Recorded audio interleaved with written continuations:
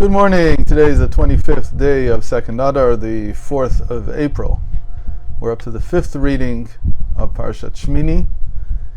And in this 5th reading, we have all the occurrences revolving around what should have been eaten and what should not have been eaten. We started talking about this yesterday. Given that Aaron and his two remaining sons were now in mourning, there's a whole question about how much of the service in the temple, in the tabernacle, can they continue to perform. We said that in principle the high priest Aaron is always required to continue the service even if he's in mourning. But his sons was a different story, and again there was all these questions about which of the grain offerings could be eaten and which couldn't. And at the very end of today's reading, after Aaron explains to Moses why he thought it would not be proper to eat it, Moses, we hear in Leviticus 10:20, Moses heard and it pleased him. So, what exactly happened here? Well, let's take a look at what this really means. Rashi says he conceded, meaning Moses conceded and was not embarrassed, meaning he didn't attempt to justify himself by saying, "I did not hear," meaning that he did not hear from God about this special case. He didn't know the ruling, and so Moses conceded. He said, "You're right. It was good in his eyes." And he didn't try to make an excuse to justify himself, saying, I didn't hear this law. So Rashi is quoting from the Talmud. But in the Talmud itself, there's an interesting continuation. The Talmud is in Zvachim, in 111a. And there it says like this, the sages say like this, he conceded and was not embarrassed. He didn't try to justify himself by saying, I did not hear. And now the Talmud continues and it says, rather he said, I heard and I forgot. Now this is different from what Rashi said. Rashi just said they didn't make an excuse about not knowing what to do in this particular circumstance. But according to the Talmud, it wasn't that he didn't make an excuse, but he also conceded, I heard and I forgot. Now what happened here? So again, let's give the details of this mistake, as it were. Aaron and his sons burnt the goat of the sin offering for Rosh Chodesh, which is a sacrifice that is offered in perpetuity, and Moses was upset at them, meaning the sin offering is offered every single first of the month, every single Rosh Chodesh. And Aaron and his sons burnt the entire goat, and Moses challenged this. He said, he challenged their decision to burn the sacrifice entirely, despite there being a state of pre-burial of their relatives, their onanim, a state in which a person is not obligated by the commandments because his mind should be focused on burying his relation. So Moses contended that since Aaron was a high priest, he was permitted to continue his service in the tabernacle without disruption, so they didn't need to burn it. Now, how do we understand this? What does this mean? What are they actually discussing here? So there's two things that we want to see. First of all, what was the discussion about, and how does it represent the difference between Moses and Aaron? Why did each one of them think differently about what to do with this goat? And the second thing we want to see is, why is it that Moses made this mistake, if we can call it a mistake, but why is it that the Talmud says, I heard and I forgot? So the point of contention between Moses and Aaron is regarding the status of sacrifices that are offered in perpetuity, and those that were ad hoc due to the inauguration of the tabernacle and the priesthood. So there's two types of sacrifices going on here.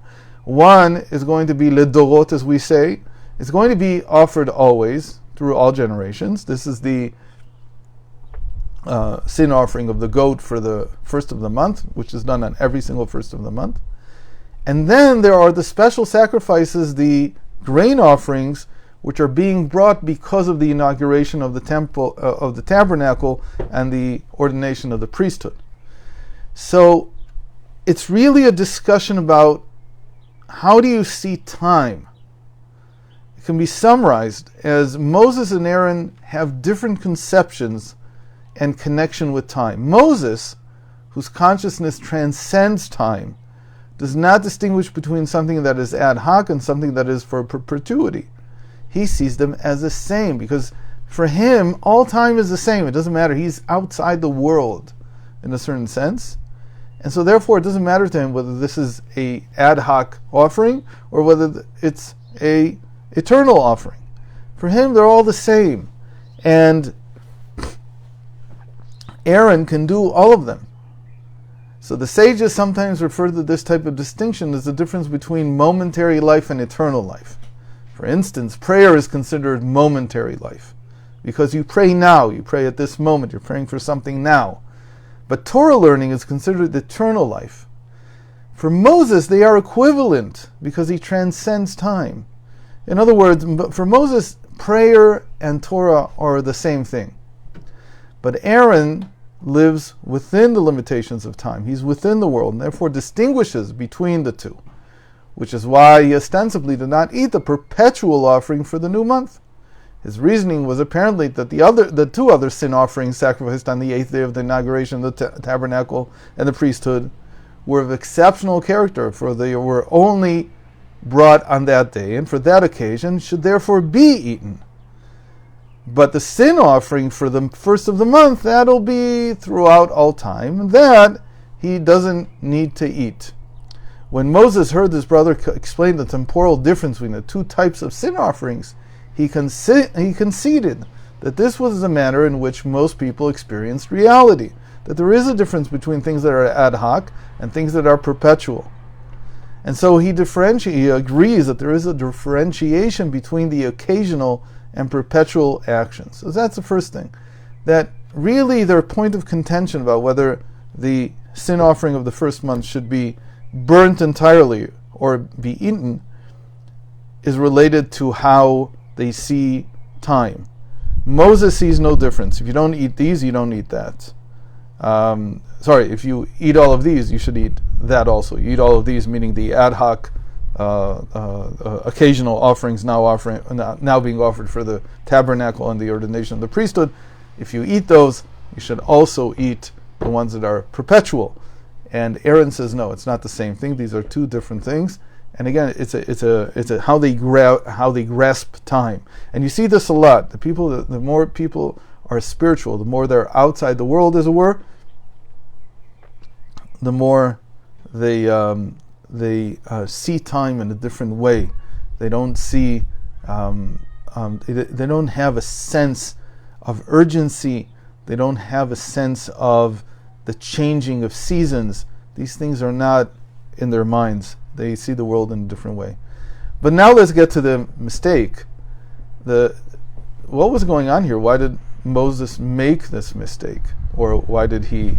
So we said it, he's outside of time, but what was actually going on here? The sages add something that Rashi does not mention in his commentary.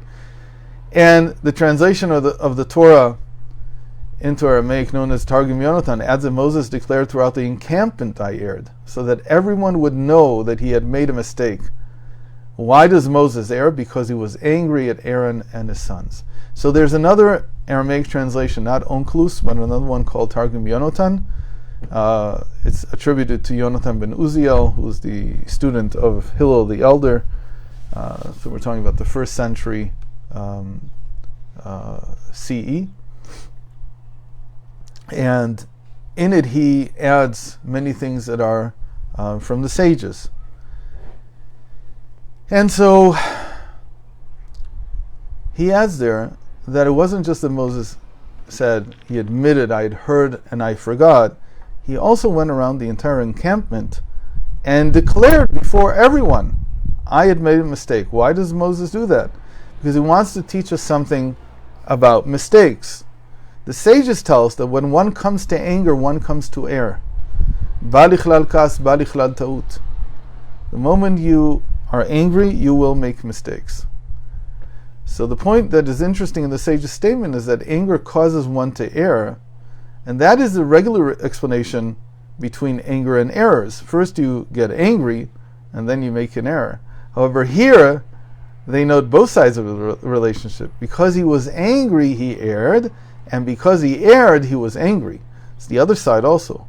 To first err is a mistake in the intellect. The intellect must be straight. If there is some error in judgment or in one's mindset, the mistake will cause him to become angry at someone else. Right? We've seen this a lot in life. Someone makes a mistake and then they blame you. It is a vicious cycle because the angrier you get, the more mistakes you make, and the cycle continues. So if a person finds himself in a vicious cycle of this nature, how do you break it? So regarding the errors in judgment, those are hard to see, and so we might not be able to fix them, but we can stop our anger, our irritation at them, meaning a person has to accept the fact that he makes mistakes. Now, I want you to understand how powerful this whole discussion is. We're talking about Moses, the greatest prophet of all, and Moses makes a mistake in judgment, and he admits it, and it's not just once, it's a couple of times. This is maybe the cornerstone of the difference between Judaism and any other, I have to say, fictional religion, because fictional religions want man to become God. They want man to be beyond man, to stop being a human being. And you can't stop being a human being. You're still prone to error. And it doesn't matter, even if you're at the level of Moses. So even if he didn't make an error in judgment in the beginning, was just forgetting what he had been taught. But it's an error, it's a mistake. And so this whole discussion by the sages is to tell you that no one is God. No one is beyond error. No one is beyond making mistakes. And the greatness of leadership, the greatness of being a leader, is being able to admit that. And we actually talked about this in the first parsha of Leviticus, in Vayikra. We talked about Asher Nasi Yechta, when a king makes a mistake and he brings a sin offering.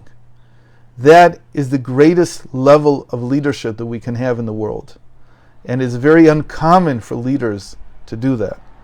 But the whole point is, you have to start from the point of view that despite the tremendous respect and reverence, which we have none like it to anyone else than Moses, we still understand that he is not perfect, and he can make mistakes, and maybe we can't even say that to him.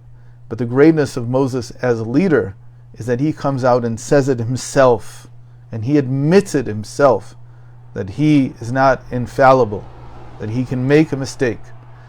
And the greatness again is that he fixes it, but he doesn't just fix it, he churns it, like it says here. He went into the encampment and he said it to everyone. You should know that I made a mistake.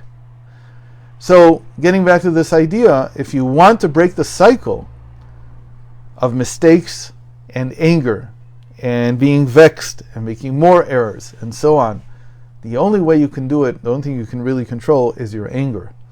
And so a person must decide that he will never be vexed at a friend, certainly not at a spouse, and then, God willing, he'll make less and less mistakes. So this is very interesting. Now we have to finish with something that is very important, because though Moses made mistakes, it says that Mashiach will not. Apparently he will be even more calm and patient than was Moses, never angry and never irritated by anyone. So again, we see here that these are not just mistakes of the intellect. It's not just that someone didn't get something right. It's about mistakes that are caused by one's emotions. And so the whole idea here is that Moses still had some ability to become impatient with people. And in this case, he was impatient with Aaron and with the way that Aaron saw things. And so therefore he made the mistake and he forgot. He says he had to admit to Aaron, you're right, I heard this and I forgot. In other words, I didn't fully remember this distinction between ad hoc and perpetual offerings. But the Mashiach is meant to be someone who does not get angry. Now, does that mean that he won't make any kind of mistake? I don't know. But this is a very important point, that the types of mistakes that come from being impatient, that come from anger, he won't make. So if we can resolve to never be angry, we will sweeten all the harsh judgments that stand against the Jewish people. God too will not be angry with us no matter the situation, for there is an important principle taught by the Maggid Mezrich, that God is your shadow on your right hand, meaning that God follows your lead. However you act, God acts the same with you. He's trying to teach you, to show you that there is consequence to the way you act. And so he mimics you in a certain sense. He shows you on a grander scale how you yourself are acting. And this is the moral to be learned from the verse, Moses heard and it pleased him. One more thing. What else do we learn from this verse? With all the irritation and the mistake that Moses experienced, he is still the humblest of all men. Once he hears an explanation that satisfies him, Aaron gave him that convinces him that Aaron was justified in his actions, he immediately admits his mistake and even publicizes it, like we said. He actually enjoys admitting it in public that he was wrong, so that everyone knows that even Moses can err. He's not infallible. About Moses it says, this is an incredible verse in Psalms 8:6, chapter 8, verse 6. It says, you have made him little less than divine, v'tachsereu me'at me'elokim. And what is that talking about? That it's talking about Moses. It's a description of Moses. You have made him little less than divine. He's very close to being divine, but he's not. The word translated as divine is God's name, Elokim. Elokim is equal to 86.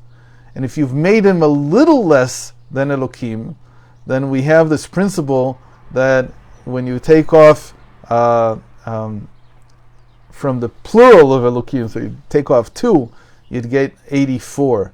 And 84 is the value of ta'ah, of made a mistake. And when we say this whole phrase, Moses our teacher erred, Moshe Rabbeinu ta'ah, it has the same value as what we say, atzmut beguf, the essence of the divine in physical form. The essence of divine in physical form is actually equal to Moses our teacher erred.